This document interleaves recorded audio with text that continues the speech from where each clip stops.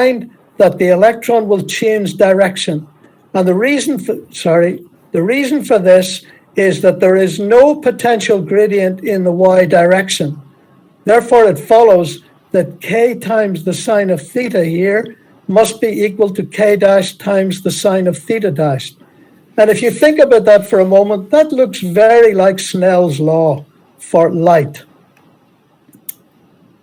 So it's reasonable then to assume that if you have your electron gun here on the left, and you have three sets of electrodes, the first at potential 0, the second at a positive potential, and the third at potential 0 again, then the electron stream coming from the gun will diverge towards the higher potential at plus V, and then begin to converge again at the potential V equals 0.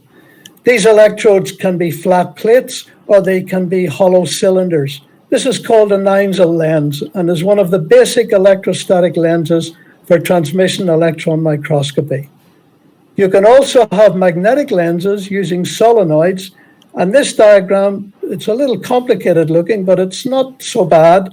The outer circle that you see here represents the periphery of a beam of electrons going into a solenoid. And after it has traveled for a short distance inside the solenoid,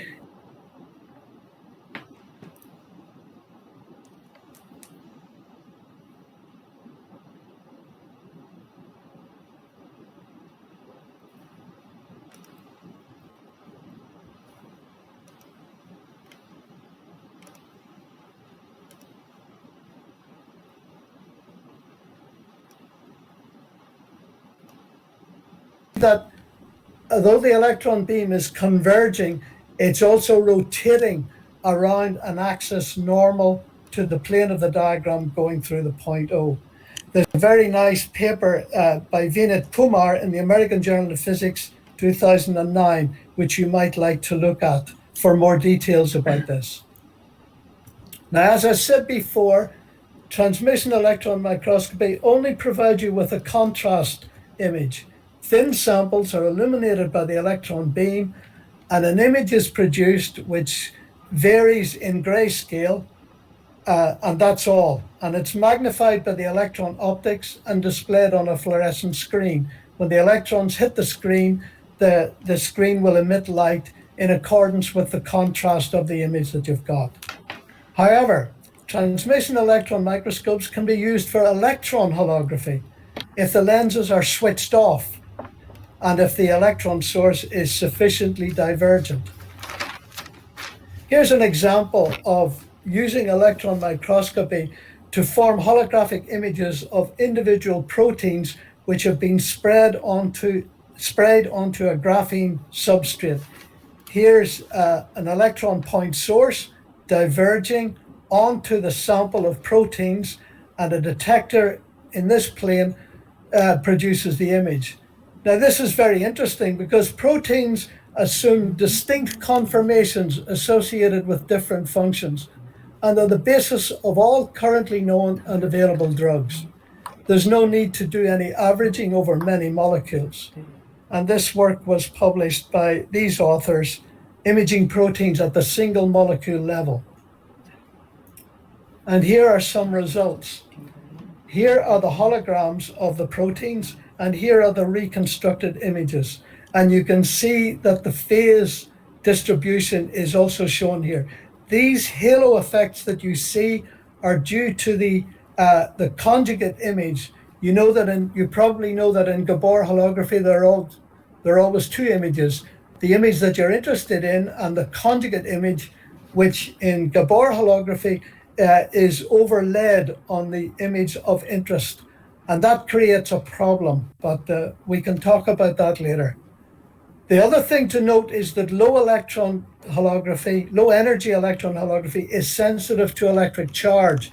And when you spray the samples, these cytochrome C proteins, onto the graphene substrate, they may have residual electric charges. And those electric charges will bend the illuminating electrons around the object and prevent the reconstruction of the object's correct shape.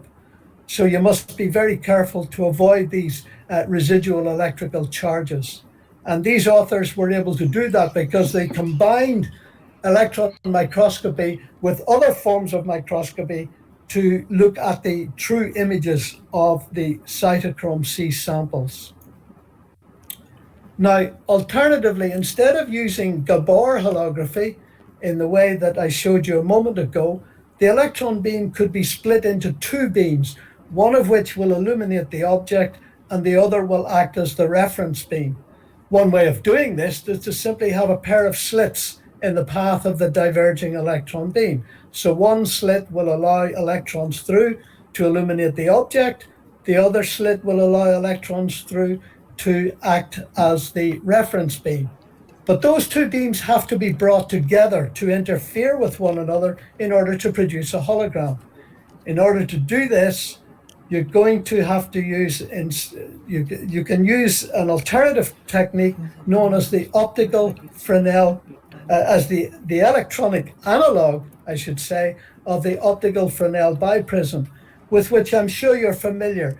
This is, the optical Fresnel biprism consists of two identical triangular prisms with angles of 90 degrees, about 89 degrees, and 1 degree, and they're cemented together at their narrowest faces. And this type of biprism is used to illustrate optical interference by division of amplitude rather than wavefront division in the Young's double slit experiment. And on the left of this slide, you see an optical Fresnel biprism illuminated by a collimated beam of light, and one beam is diverted in this direction and the other beam is diverted in this direction so that they interfere. And you can do a very simple experiment by measuring these fringes to work out the wavelength of a light source. Now, the electronic analog of this is really quite simple. You have a very thin wire which is held at a potential of plus V. And as we explained a few moments ago, in the presence of this positive voltage, the electrons begin to diverge. And there are two electrodes on either side, both at zero potential, and that means that the electrons will begin to converge again. So if you have an object beam going this way, a reference beam going this way, this combination of electrodes, this one and these two, will cause those two beams to converge together and interfere in this plane. Now we need to consider problems associated with coherence. The coherence length of an electron beam, delta L, is calculated in exactly the same way as for a light source. Delta L is given by lambda squared, the mean wavelength of the electron beam, divided by the spread in the wavelengths.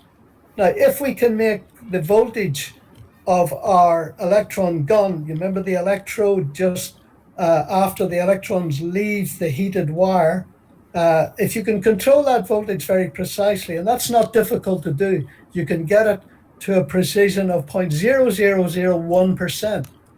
So that if you do the calculations, you'll see that electrons accelerated from rest through 100 volts will have a coherence length of about 2.5 millimeters, which is good enough, certainly, for most work that you might want to do. The trouble is that the spectral width is widened a bit further because the electrons leaving the filament of the electron gun are going to have a range of energies. So in practice, you don't get a coherence length of much more than about half a micron. And that's much more realistic, but it's adequate for most electron holography measurements because the objects are extremely thin and extremely small. The other aspect of the coherence problem is spatial coherence. And that's really to do, you can find the coherence, the spatial coherence of a light source by calculating the far field diffraction pattern of the aperture through which the radiation is being emitted. That's based on the Van Cittert-Zernicke theorem. And I don't want to bother you too much about the Van Cittert-Zernicke theorem. I'd like you to look at this very simple diagram, which consists of a slit through which electrons are passing. And I've taken three beams, one going along the z-axis here, and two others, one at plus theta to the z-axis, and the other at minus theta to the z-axis. We're just considering a very simple picture here. It's much too simple, really, but it gives us an idea of, it will give us an idea of what lateral spatial coherence means. Supposing at this point here, these three beams interfere constructively. Then if we look at the wave fronts going, this one going off axis in the plus theta direction, and this one going along the axis, there are the wave fronts for the beam going along the axis. And as I say, these are the wave fronts for the beam off axis. If we move off axis by a certain distance, we will reach a point where the wave fronts off axis and the wave fronts on axis are now half a wavelength separated from one another. In other words, they're exactly out of phase. And at this point, there will be destructive interference at a distance L from the axis. And that distance L is given by lambda times L, this distance, divided by the width of the slit, approximately speaking. So this enables us to find the lateral coherence length, which we take to be this distance. And that means that light or electrons at greater angles than theta will not be able to interfere in a stable manner to give us a holographic recording. So we must limit our beam to the total distance of 2L. And this distance L is known as, this distance small l is known as the transverse spatial coherence. It determines the maximum angle between interfering electron beams for which we can get stable interference fringes. Now, in early experiments, off-axis geometry was used, but this limited transverse spatial coherence prevented electrons, which are diffracted at large angles, from producing a stable interference pattern, as we've already said. And high spatial frequencies in the object will diffract at large angles, and therefore those electrons that are diffracted at large angles will be lost in the holographic recording process. And in fact, the greater the distance between the object and the recording plane, the greater is the extent to which this will happen and information is lost. The solution to the problem is to form an image of the object using one of our electromagnetic lenses, whether an electrostatic or a magnetic one, and then the resolution is set by the lens itself. And an off-axis reference beam can be added using the electronic biprism that we described before, and an electron hologram is formed in this way. And again, a fluorescent screen at the image plane will convert the hologram to a spatial distribution of light intensity. And then we can transfer that spatial distribution of light intensity using a CCD camera by means of a fiber optic faceplate in front of the camera, giving us a digital hologram. And before putting the object in position, we contains all the information about the effects of any defects in the electron optical system, any misalignments, or any distortions due to the fiber optic faceplate that transfers the fluorescent screen image to the CCD camera. And this reference hologram, as we call it, is used to compensate for all of these defects. Now, don't worry too much about this equation. This is a description of the hologram. The intensity distribution in the hologram plane x dashed y dashed is given by the intensity distribution of the object itself plus the intensity distribution due to the reference wave. That's what we always call the zero order light, or in this case, the zero order electrons. Then we have the object beam itself multiplied by the conjugate of the reference beam. I'm assuming that it's a collimated reference beam traveling off axis at an angle theta. So you have the object wave multiplied by the conjugate of the reference wave, and then you have the conjugate of the object wave multiplied by the reference wave. Now, the next thing that we're going to do is, this is the holographic recording that has been captured by the CCD camera. What we will now do is we will Fourier transform this image. In other words, we're moving from the plane x dashed y dashed to spatial frequency coordinates. And the Fourier transform of this is just a delta function. The Fourier transform of the object, the square of the object wave intensity is given by the correlation between the object and its conjugate. I should have got a star in there. My apologies for that. But that doesn't matter too much. The green terms are the zero order, which we won't worry about just at the moment.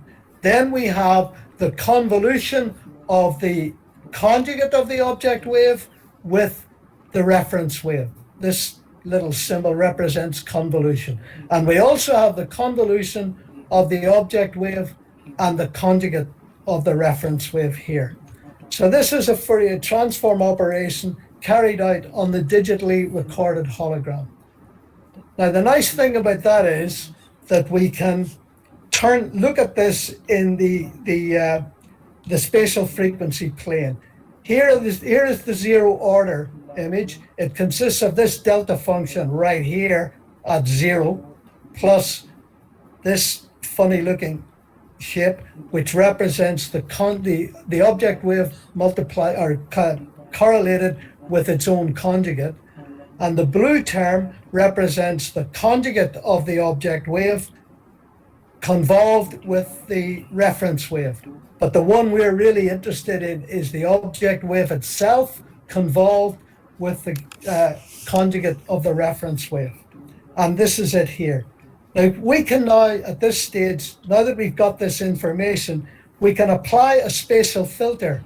Provided these three expressions are well enough separated in the frequency plane, we can delete these two here, this one and this one, leaving us with just this one, the one that we're really interested in, the object wave itself multiplied by, of course, this term here, or sorry, convolved with this term. So we end up with just this. And then we can move this to the 0 position in the frequency plane. Now we can carry out an inverse Fourier transform of this object wave, and this will give us the object wave itself in the plane at z dashed equals 0. But we can go further. We can find the image anywhere by simply multiplying the object wave by the exponential minus jk z dash, where z dash is the distance to the new image plane that we're interested in. And if we do that, a little bit of mathematics tells us that this is what it will look like. And so we can reconstruct an image in any plane that we like. So we can look at different tomographic sections in various planes in the z dash direction. And here again is the expression, the equation I showed you a moment ago, which is the holographic recording. What I want to talk about now is a fundamental problem in electron holography. And if I go back, if I were doing optical digital holography using an object beam and a reference beam, and obviously using a laser, I could record 4 holograms, one after another, introducing phase shifts of 0, pi over 2, pi, and 3 pi over 2 between the various, between the object beam and the reference beam. So the first hologram would be recorded in the normal way. Then in the second hologram, I would introduce a phase shift between the object and reference beams. I could do that using a piezoelectric phase shifter in the optical train of the reference beam. And then I could record a third one with a phase shift of pi and a fourth one with a phase shift pi over 2. And if I subtract the second one from the first one, and I beg your pardon, if I subtract the second one from the fourth one and the third one from the first one and divide this into this and take the arctangent of it, I will get the phase of the image, of the holographic image. Now that's lovely when you're doing digital holography in the optical domain, but because one of the nice things about this phase, by the way, is modulo 2 pi, and we have to unwrap it. This is what we would get. The phase would go continuously, and then it would suddenly jump, and then it would go continuously again and suddenly jump. But what you can do in a digital optical hologram is you can move from pixel to pixel, noting the value of the phase, and then when you find a jump like this, you simply add 2 pi. I know it's 2p there, but I really mean 2 pi. And you can go on doing that, and you can remove these discontinuities in the phase map and get a nice continuous phase map of the image. But unfortunately, you can't do this in electron holography. And those phase jumps I referred to a moment ago, these are contours that cannot be removed. However, they can help us by guiding us towards an interpretation of the image. And in fact, if you stay away from the phase jumps, the phase contours correspond to contours of the image brightness. So they're still useful, even though we can't actually work out the phase map itself. Now, why is the phase map important? It's important because it can help us to determine the spatial distributions of electric and magnetic fields within the sample volume and around it with nanometer resolution, where the image contrast is a maximum. And that's very important because it tells us that electron holography enables us to study the very electric and magnetic fields themselves within the sample volume and around it. And this is very important in the study of semiconductor and ferroelectric materials, indeed, as well as biological materials which have electric and magnetic fields within them. You can separate the internal and external field distributions using the amplitude image, because if you've got an outline of if you've got the periphery of the object, then you can study the field inside the object and outside. If there are no potential gradients or magnetic fields, then the phase image simply corresponds to the thickness variations within the object itself. So as I say, field mapping with electron holography with high spatial resolution can be used in electronic and magnetic materials research, as well as in the study of biological processes that involve these electric and magnetic fields. And there are 2 references here, one in Nature Materials and one in Progress in Physics. Biological samples are often purely phase objects, and the resolution that you can get with optical phase contrast microscopy is limited by the numerical aperture of the objective lens.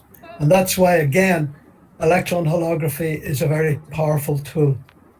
Hard X-ray holography can also provide phase images with comparable resolution, but X-ray lasers are very expensive things, whereas electron holography using a transmission electron microscope is much cheaper and much more accessible. Many laboratories have transmission electron microscopes, but very few laboratories have hard X-ray lasers for X-ray laser holography. Now, in the last part of my talk, I want to talk to you about something that at first sight might appear a little bit difficult, but I think it's of interest and it may stimulate you to further thought. I want to talk to you about something called the magnetic Aharonov bomb effect. And in order to do that, I need to refer to 2 types of field. One is a scalar field, in fact, a potential, which simply depends on X, Y, and Z coordinates.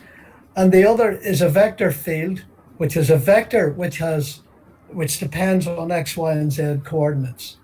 Now, you may be familiar with Helmholtz's theorem, which says that I can think of a potential, a vector field.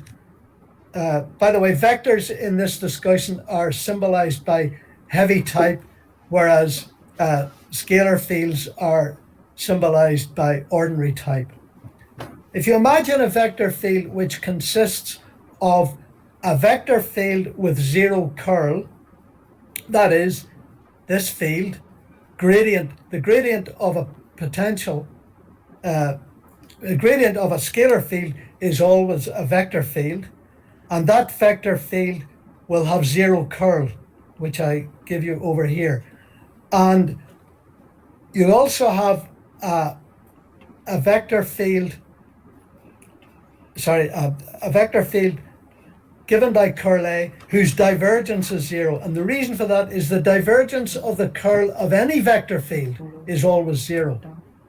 Now that's very important in electromagnetic theory, because the latter equation tells us that B is equal to curl A, from which divergence of B is zero. And if we further go and say that the electric field is given by minus the gradient of the potential minus the time derivative of the curl of E, rearranging that a little bit, we have again minus the curl of the gradient of V minus the curl of the time derivative of A. And we get that the electric field is given by minus dB by dt. These are two of Maxwell's equations. And I don't want you to worry too much about any of this. I'm simply saying to you that the vector potential A is used a lot in electromagnetic theory because with the gradient, with the scalar field V, we can get two of Maxwell's equations. And for a long time, this magnetic vector potential A was just considered as a useful mathematical tool in writing Maxwell's equations in a slightly more elegant form, and that it had no other meaning than that. However, it was argued by Aharonov and Bohm in a paper published in the Physical Review in 1959 that the magnetic vector potential must have a meaning. It must have a physical meaning, and that if it has a physical meaning, it must produce effects which we could measure. So let's consider an interesting experiment. Supposing we have a solenoid whose principal axis is in the y direction, and there's a current flowing in this solenoid, and it produces a magnetic field which is in the y direction. And that magnetic field is entirely confined within the solenoid. In other words, we're saying it's a perfect solenoid. But the field is only inside the solenoid. And therefore, it cannot influence any electron outside the solenoid. So let's look at what this field inside the solenoid would be like. It's the curl of the magnetic vector potential. Here's the x component, here's the y component, and here's the z component. Those are just the components of the curl of the magnetic vector potential A. Now, because the field is only in the y direction, then this component is zero and this component is zero, and we only have a y component. Furthermore, if we think about these two terms here, we see that the z component of the magnetic vector potential can only vary in the x direction, and the x component of the magnetic vector potential can only vary in the z direction. So therefore, it follows that the magnetic vector potential is confined entirely to the xz plane, both inside and outside the solenoid. And since By is zero outside the solenoid, then outside the solenoid, these two terms must be equal to one another. Now, that means further that the contours of the vector potential A form concentric circles centered on the solenoidal axis, and the value of A will only depend on the distance from the solenoid axis. Okay, so I want you to try and picture this for a moment. A solenoid whose principal axis is in the y direction, and surrounding the solenoid in the form of concentric circles are the contours of the magnetic vector potential outside the solenoid. Okay? Now, any line integral around a loop enclosing the solenoid is equal to the magnetic flux through a surface enclosing one end of the solenoid and bounded by the loop. This is Stokes's equation. So if I do a line integral of the magnetic vector potential in a closed loop around the solenoid it must be equal to the magnetic flux through the end of the solenoid. And that means that outside the solenoid, A must vary with the reciprocal of distance. So if we go far enough away from the solenoid, the magnetic vector potential must be zero. But there's no electric or magnetic field to influence the electron outside the solenoid. So now we have a very simple picture. Close to the solenoid, but outside it, there is a magnetic vector potential, which might be quite strong. But if you go far enough away from it, the magnetic vector potential falls to zero. Now I'd like you to imagine an electron beam passing. Oh, sorry, let me go back. Sorry, I didn't want to show you that just yet. Okay. Imagine now that you have this solenoid in the path of an electron beam in our transmission electron microscope, which we're going to use to record an electron hologram. We will allow some of the electrons to pass the solenoid close by, but other electrons will pass by the solenoid far away. So, if the magnetic vector potential can influence the electrons in any way, it can only influence the electrons that pass by close to the solenoid. It can't have any effect on electrons very far away.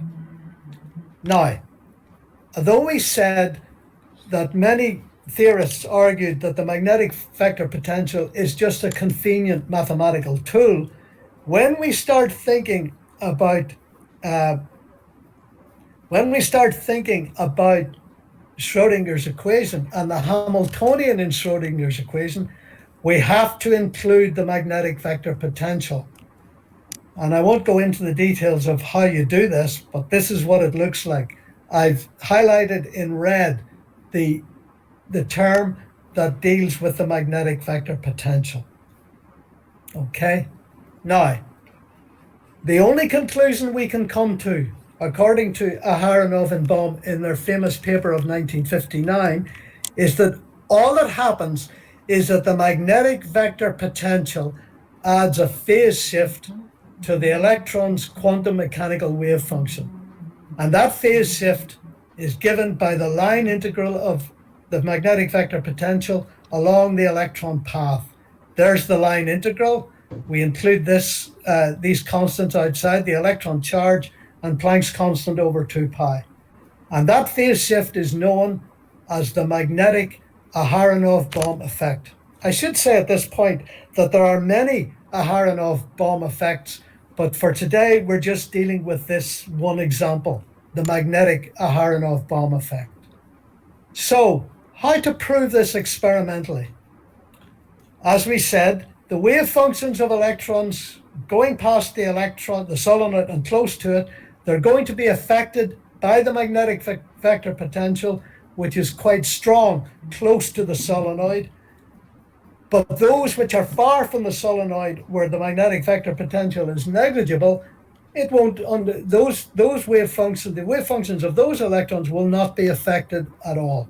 So, we argue then that there must be a phase difference between electrons, but in the wave functions of electrons passing close to the solenoid and the wave functions of electrons passing the solenoid but at a long distance from it.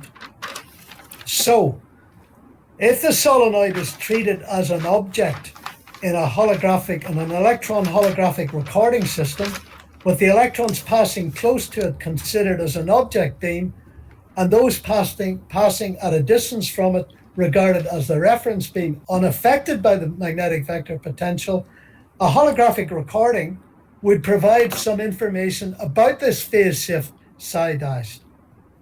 Now, many people tried to prove this one way or the other, and some people were able to show an effect. But those who disagreed would argue, but the solenoid is not perfect. Surely some of the magnetic field in the solenoid is leaking outside it, and that would affect electrons close to the solenoid and possibly negate get the effect of the phase shift, even if there were such a phase shift. However, a team of scientists, Tonomura, Osakabe, and Matsuda, in a very interesting paper published in 1986, provided real experimental evidence for the Aharonov bomb effect by magnetic fields shielded completely from the electron wave. What they did was they made a toroidal magnet, not a solenoid, made from superconducting niobium. And this magnet was only a few microns in diameter. And this was the object. And the magnetic field outside the magnet surface was negligible everywhere. They coated the magnet with copper to ensure that electrons could not pass through the magnet surface. And they also used, I think they used another material to provide additional shielding. And the result of this was this toroidal magnet, the magnetic field was entirely confined to the space enclosed by the toroid.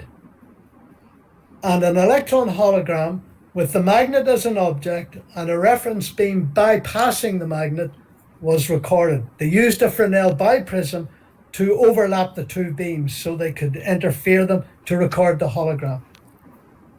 And they had parallel straight fringes with a phase shift between the fringes appearing within the Bohr region of the reconstructed image of the magnet and those outside the magnet. And here's a schematic diagram from that famous paper. Here's the toroidal magnet. This is the object. You have a beam of electrons, some of them passing through the region enclosed by the toroidal magnet, and others bypassing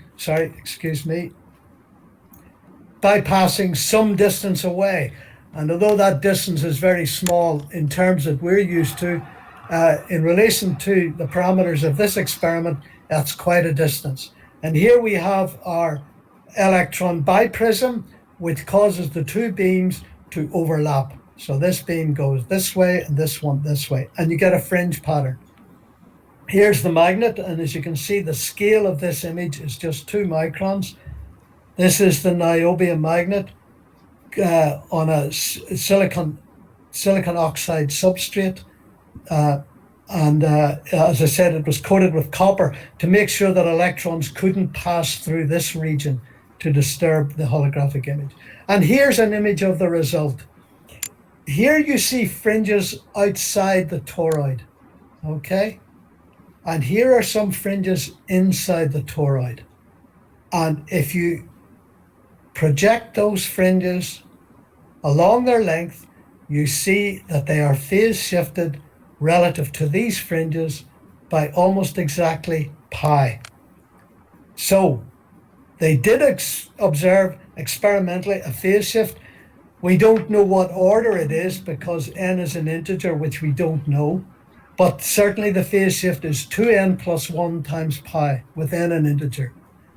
And the flux, it's a superconducting magnet, and the flux of it is quantized, and therefore the flux of the magnet is given by minus h bar over e times 2n plus 1 pi.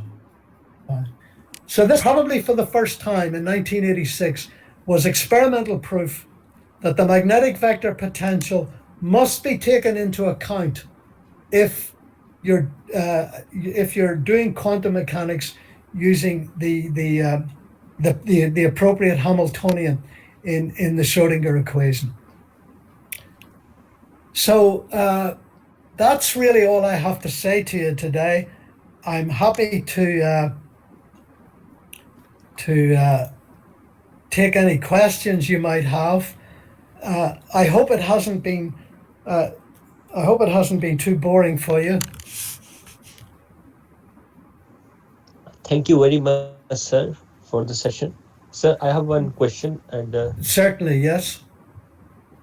Sir, when we do like optical holography, then we want like laser beam which have high temporal and spatial coherence and yes. long wave. Sir, in electron holography, how that is get like a long wave electron wave? How that get? Well, if I go back to what I was saying earlier, the reason why you need, if you have an interferometer in which you're using to record holograms, you must be certain that the path difference between the object beam and the reference beam is less than the coherence length of your light source. So if you're doing conventional optical holography with a laser, and say I want to make a hologram of my mobile telephone, but if I look at my mobile telephone, I see that it's about, I don't know, 20 centimeters in length and maybe half that in width, and it's a certain thickness. So I'm going to need a coherence length of at least 20 centimeters. Okay? In other words, generally speaking, the coherence length of your light source must be at least the dimensions of the object that you want to make a hologram of. Okay? But in electron holography, you're making holograms almost invariably. You're making holograms of extremely small objects, which are only microns or submicrons in size. So therefore, you need only a very small coherence length. To take that a step further, if you think about white light, you know that white light extends from about 400 nanometers to about 760 nanometers. And if you do the calculations, you will see that white light has a coherence length of about 1 micron. So in principle, I could use white light to make a hologram, provided again that the optical path difference in my system, in my optical setup, did not exceed the coherence length, 1 micron. I can make a hologram of anything I like, provided that the optical path difference, or in the case of electron holography, the electron path difference does not exceed the coherence length. And if I have an electron beam with all the electrons having the same energy, then the coherence length would be quite long.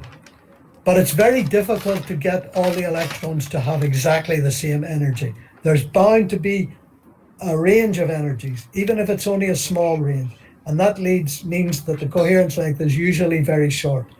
But my point is that it doesn't matter that it's very short. It's long enough in order to make holograms of extremely thin, very small samples. Does that help you? Does that answer your question? Yeah, sir. Yeah, I get it. Yeah. Would you like me to email you a copy in PDF form of this presentation? Yeah, sir. We will be very thankful to you for this. I will, when we are finished today, I will send you a PDF of the presentation. I hope you will excuse the mistakes in it. I don't think there are too many, but if there are any questions subsequently, I will be very happy to hear from you or any of your colleagues about any matter in the talk that might be of interest to you. And you will also find there details of all the references that I mentioned in the talk.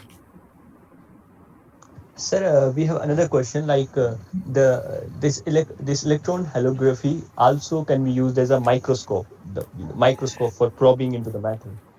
That's right. You see, this is the beauty of it. Many laboratories, which cannot, many laboratories, not just universities and institutes of technology, but many hospitals have electron microscopes for doing various studies. Electron microscopes are very common. They're quite expensive, but they're not nearly so expensive as, for example, X-ray lasers. And the beauty, as I'm saying, now I'm being a bit simplistic when I say that if you want to do electron holography, you can use a transmission electron microscope. You just simply switch off all the optics. But of course, you must have a diverging electron beam to begin with. But usually that's not too difficult to do. So an electron microscope can be used for electron microscopy. You can study materials and get lots of interesting data from the electron micrographs. But then in addition to that, I'm saying that you can also do transmission. So you can also do electron holography. And that is an additional useful tool.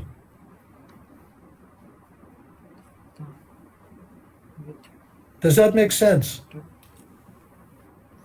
Yes, sir. Sir, like we are probing into the nucleus of the atom with the electron scattering experiment. They Yes. also use electron like and the structure of atom like electron up to the level of electron. The structure of atom is get by the optical and others holography. Sir, what Well, where electron holography stands in the nuclear and picturing those subnuclear structures, sir? normally, if we wanted to do nuclear studies, I don't think we would use electron microscopy. Electron microscopy is mainly used for the study of materials with a very high Yes, sir. resolution, and for biological studies as well. As far as I'm aware, if you want to do studies on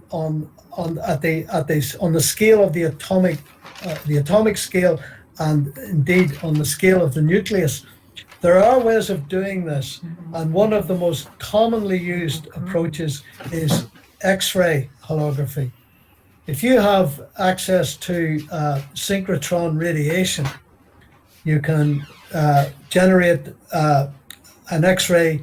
It's called a free electron laser, and you can get extremely short wavelengths with a free electron laser. And not only that, the coherence length can be really long because the band of wavelength is extremely narrow. It can be. And this is used extensively in the study of materials on the atomic scale. We can look at the actual structure of crystalline materials. We can measure the distances between the atoms in the crystal and so on. But X-ray lasers are extremely expensive. There are only a few research laboratories around the world. There are some in Germany, and I'm sure there are several in India at the India Institute of Technology.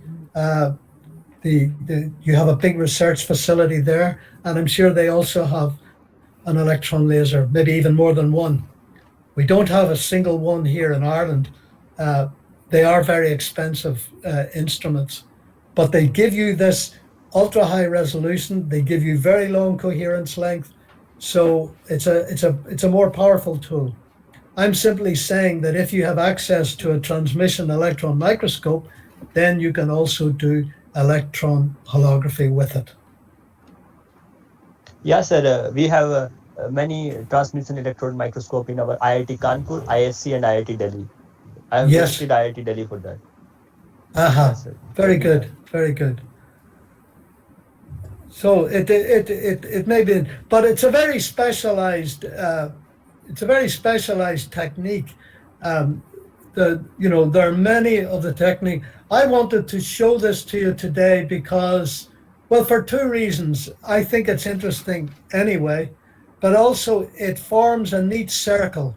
When you think about how holography was developed by Gabor in the 1940s, he was working on electron microscopes at the time.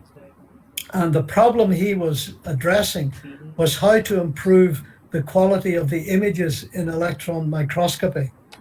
And his idea was that if you record the lenses that they had at that time, the electron lenses, both electrostatic and magnetic lenses, the quality wasn't very good. It's only in comparatively recent years that the aberrations of the lenses used in transmission electron microscopy have been greatly reduced. Electron microscopic images are of much better quality in recent times than they were certainly in Gabor's day. So it's interesting that a problem that he was tackling has in a way come full circle. Now people are doing holography using transmission electron microscopes. They simply, as I said earlier, they switch off the lenses in order to do it. Or they might use one lens to form an image of the object in question on the fluorescent screen.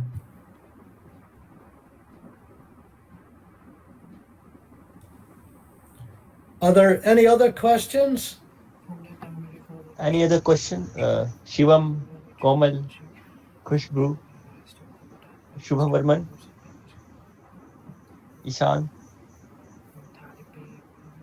No. Ishan, Anika? Okay, thank you, Khushbu. Thank you very much, sir, for this session. Thank you very You're much very that well. you have come only by little invitation, our small request for in these hard times also, sir. Thank you very much, sir.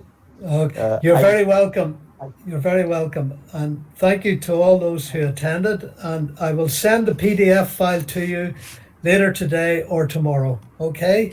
I okay, sir. I thank you to on the behalf of Punjab University Physics Forum. Sir, actually, I will tell you. Actually, we are trying to document all the Nobel-winning discoveries from 1900 to 2020, and My goodness. That's a and big job. yeah, sir. And this is this is the series.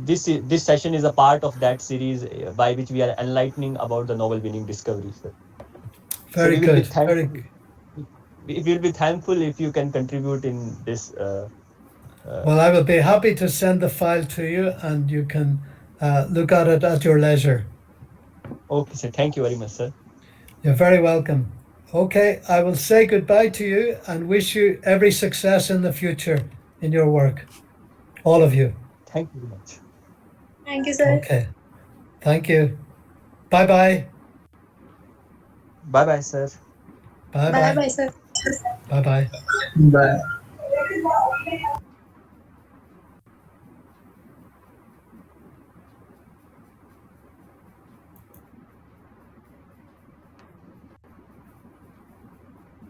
Bye भैया.